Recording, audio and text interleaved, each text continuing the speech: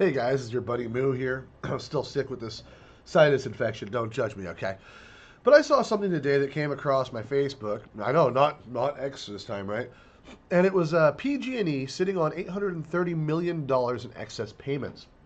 Who's PG&E, you might ask, if you don't live in the People's Republic of California, Stan? PG&E is the Pacific Gas and Electric Company. They are the people that supply the majority of power in California, especially if you live in Northern California like I do. Now, PG&E has done some things over the years, like burn down the entire state, pad Gavin Newsom's pocket so they can get away with it, and then pass the damages on to us that have to pay for their power bill. They've been charging us obscene amounts of money in excess forever. There's no reason my utility bill with all the power saving appliances that I have, not running my heater, doing everything I'm supposed to do to be able to save that energy, should be paying $300 to $400 a month for electricity and gas. That is disgusting. So they burnt down the forests and killed a lot of people, and they got away with it. They got fined, but they were able to because they just greased all the palms in Sacramento. They've been able to charge us extra on our utility bills. But then I see this video. So let's watch this news segment together, shall we? Well, this news will frustrate a lot of people. As PG&E bills have skyrocketed this year, the price for power has actually plummeted. It's resulted in nearly $1 billion savings for PG&E. So will PG&E pass along those savings to the customers? No, the answer is no. Here's investigative reporter Jackson Vanderbeck.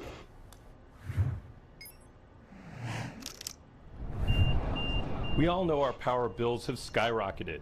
To pay to bury power lines, clear trees away from PG&E's distribution grid. Okay, so they haven't been burying as many power lines as they want you to think. They've done some. Most of them are still hanging up just all around. Every once in a while in the town that I live in, you'll hear a loud explosion, and that's a transformer on a power line exploding. It's crazy. People think it's bombs or gunshots all the time or UFOs. No, it's PG&E not keeping up with their infrastructure. And fix storm damage. But what you may not know is that the actual market price for your power turned out to be much less than expected.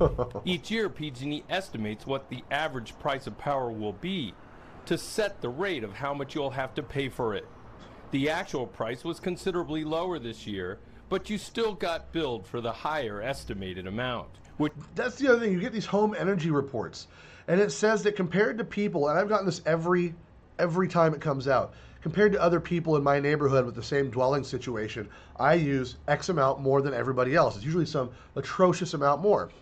So what I'll do is I'll go to one of my neighbors who got one of these reports and ask to see theirs and show them mine. And it will say the exact same thing to everyone. Everyone gets this.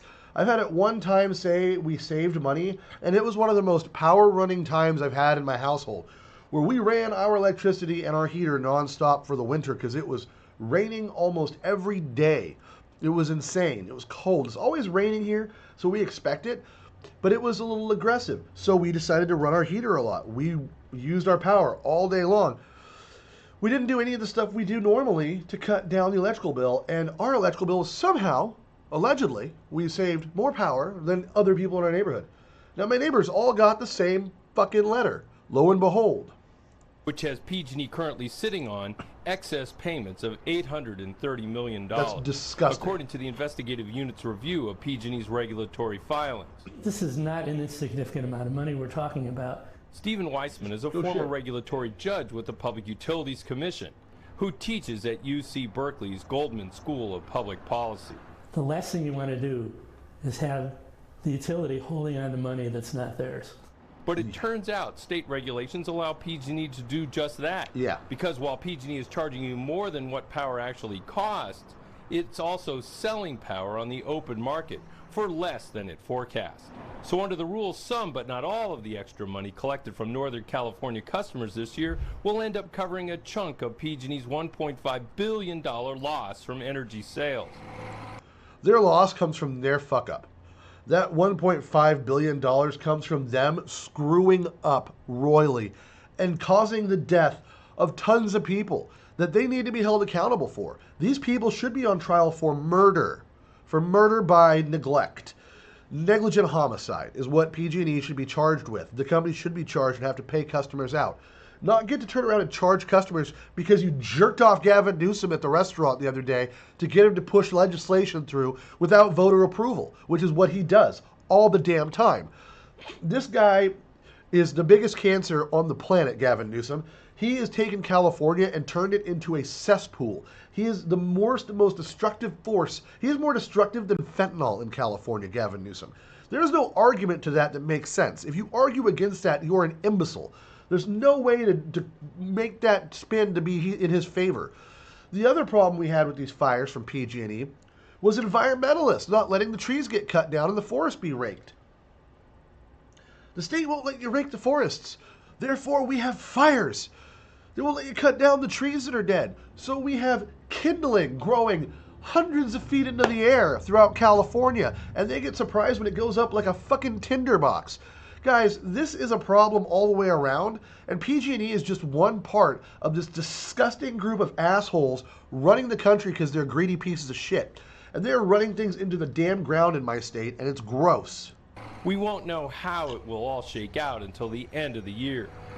In a statement, PG&E says it does not profit on any money it holds as a reserve to account for routine fluctuations in the market. That's an absolute lie. I'm going to tell you something right now. PG&E, people in PG&E, absolutely are doing well. After PG&E got hit with these fines, the CEO of PG&E gave himself an incredibly large bonus.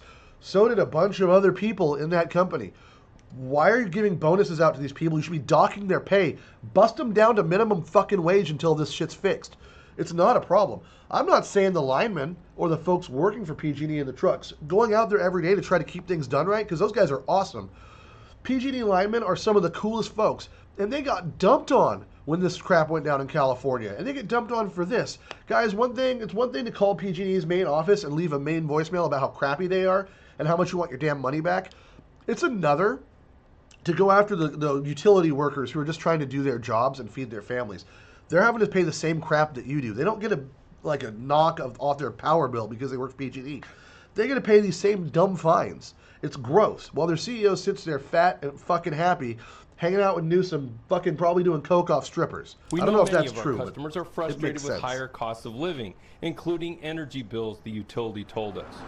We are committed to stabilizing our customers' energy bills and are taking actions to limit average annual increases of combined electric and gas bills without sacrificing safety. No, they're fucking not. No, they're not. That's a bald-faced fucking lie. They're not lowering cost anywhere at all, period. All they're doing is adding more and more. I just got a notice that I was going to have to pay even fucking more on my PG&E last month. Not a good deal.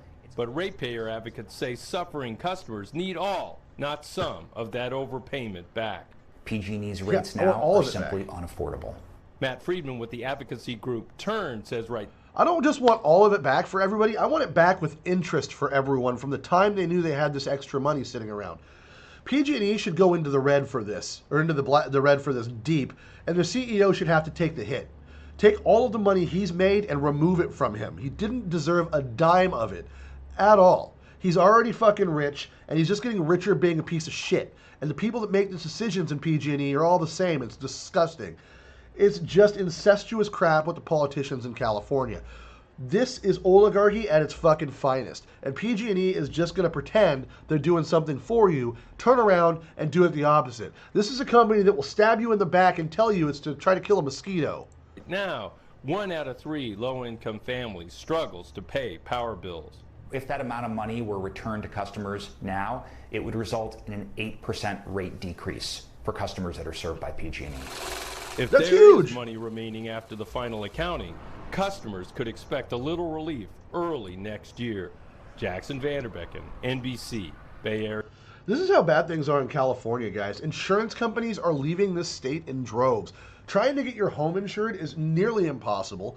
It's just going to shit. And PG&E is part of the problem. They are a huge part of the problem. And they need to be held to task. And they need to be held to task in a serious way.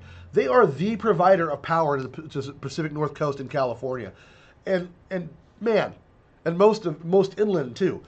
And they get away with murder, literally murder by negligence. They get away with negligent homicide all the time. It's disgusting, it's pathetic, it's gross, and they're robbing us blind. And they need to be wrung out a little bit. Someone needs to go in, check their books, find out who's involved, slap handcuffs on motherfuckers, and toss them in prison. Because there are people that get life sentences for certain amounts of money embezzled. Why aren't we doing that to the CEOs that are acting in ways that are disgusting and atrocious to the population at large? We would do it if they embezzled it from the company directly, right? So why don't we take and do that for the citizens who are getting shafted in the butt like Diddy Party prison time and just, anyway. My point is, power company's evil and they have a monopoly. And monopolies are bad because then it doesn't have any reason for them to do better. Ask Activision. They know all about it. Anyway, guys, let me know your thoughts in the comments below. If you're a PG&E customer, let me know how this is affecting you and your family, and if you think that you're going to get some money back from these guys in the comments below. If you haven't liked the page yet or subscribed to the page yet, please do. I could use the help. And yeah, I appreciate you guys. If you work for PG&E and you have a better view on what's going on and you can tell me I'm wrong, feel free, and then I'll make sure that it's known that you're not a very intelligent person and that you're kowtowing to your company because it's obvious. I mean, Occam's razor. You can try to whitewash it all you want. I'm just kidding. I won't really do that. I'll let you leave your comment as long as it's respectful. I don't mind people disagreeing with me because that's how conversation and learning happens. I don't know everything, obviously. I've just been dealing with PG&E for decades now, and it's obvious. I mean, it's obvious. It's bad. They don't care about you. They don't care about you as an individual. There's a bunch of dead people that burned to death in a fire that they caused that should have been resolved with all the money they take in instead of the CEO getting rich. It's fucking gross. Anyway, guys, I'm Moo, and I'm still got a sinus infection, so